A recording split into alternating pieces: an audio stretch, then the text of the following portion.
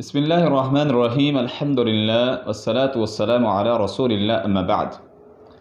مسنون اذکار کے حوالے سے آج ایک اہم ذکر آپ کی خدمت میں رکھنے جا رہا ہوں۔ مشکل حالات میں، مشکل وقت میں انسان کو نجات دینے والے کلمات۔ انسان مشکل وقت میں جب پریشان ہوتا ہے تو کون سے کلمات اس کو پڑھنے چاہیے کہ جس سے اس کی مشکل دور ہو سکے۔ کسی بھی مشکل یا کوئی مصیبت آن پڑے تو سب سے پہلے یہ عمل، یہ وظیفہ کرنا چاہیے جو رسول اللہ صلی اللہ علیہ وسلم بھی پڑھا کرتے تھے۔ اللہم لا سہل الا ما جعلتہ سہلا وانت تجعل الحسن اذا شئت سہلا۔ اے اللہ، کوئی کام آسان نہیں مگر جسے تو آسان بنا دے وہی آسان ہو سکتا ہے، اور تیرے علاوہ کوئی آسان بنا ہی نہیں سکتا۔ اے اللہ، مجھے اس پریشانی سے، اس مشکل سے، یہ مشکل کام جو میرے لیے بنا ہے، اے اللہ تو اس کو میرے لیے آسان کر دے۔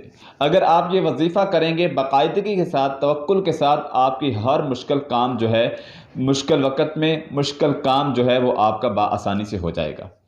دوسری روایت سیدنا عبداللہ بن عباس رضی اللہ تعالیٰ عنہما بیان کرتے ہیں کہ رسول اللہ صلی اللہ علیہ وسلم نے فرمایا، من لزم الاستغفار جعل اللہ له من كل ضيق مخرجا ومن كل هم فرجا ورزقه من حيث لا يحتسب۔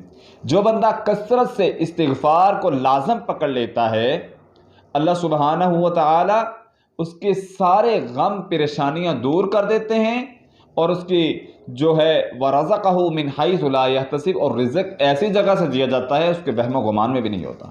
جو استغفار کرتا ہے اللہ اس کو پریشانیوں سے نکال دیتے ہیں، جو استغفار کرتا ہے اللہ اس کی بیماریاں بھی دور کر دیتے ہیں، جو استغفار کرتا ہے اللہ رب العزت اس کے مشکل سے مشکل ترین کام کو آسان بنا دیتے ہیں، جو استغفار کرتا ہے اللہ اس کی مالوں کے ساتھ مدد کرتے ہیں، دنیا کی زندگی اس کی پرسکون ہو جاتی ہے جو استغفار کرتا ہے۔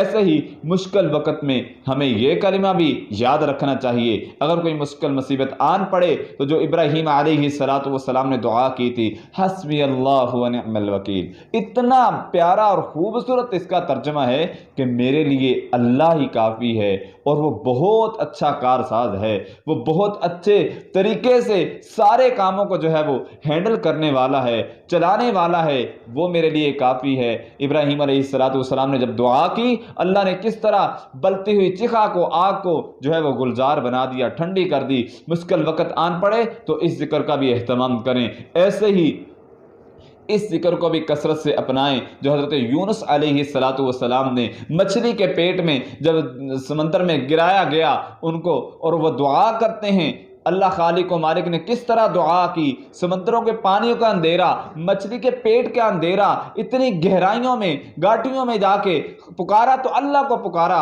اور دعا کیا کرتے ہیں، لا الہ الا انت سبحانک انی کنت من الظالمین۔ اللہ تیرے علاوہ کون ہے، تیرے علاوہ کوئی میرا مددگار نہیں ہے، میں اپنی جان پہ ظلم کر بیٹھا ہوں۔ اے اللہ تو پاک ہے، ہر عیب سے پاک ہے، ہر کمی کوتاہی سے پاک ہے، اے اللہ مجھے معاف کر دے۔ پیغمبروں نے دعا کی تو اللہ سے کی، مشکل وقت میں مانگا تو اللہ سے مانگا۔ اگر ہم بھی، ہمارا یہ عقیدہ ہو، توکل کے ساتھ، یقین کے ساتھ مسنون اذکار اپنائیں تو اللہ سبحانہ و تعالی ہماری مشکل سے کو بھی آسان بنا دیں گے، مشکل کام سے بھی ہمیں نجات دے دیں گے، ہماری پریشانیاں بھی دور ہو جائیں گی۔ یہ ذکر بھی لازمی کرنا چاہیے، لا الہ الا انت سبحانک انی کنت من الظالمین۔ اللہ سبحانہ و تعالی ہم سب کو مشکل اوقات میں اپنا ذکر کرنے کی اور عام اوقات میں بھی اپنا ذکر کرنے کی توفیق عطا فرمائے، مشکلات کو ہم سب سے ہمیشہ کے لیے دور فرما دے۔ اقول قولی ھذا استغفر اللہ من کل ذنب واتوب الیہ۔ وَإِذَا قُرِئَ الْقُرْآنُ فَاسْتَمِعُوا لَهُ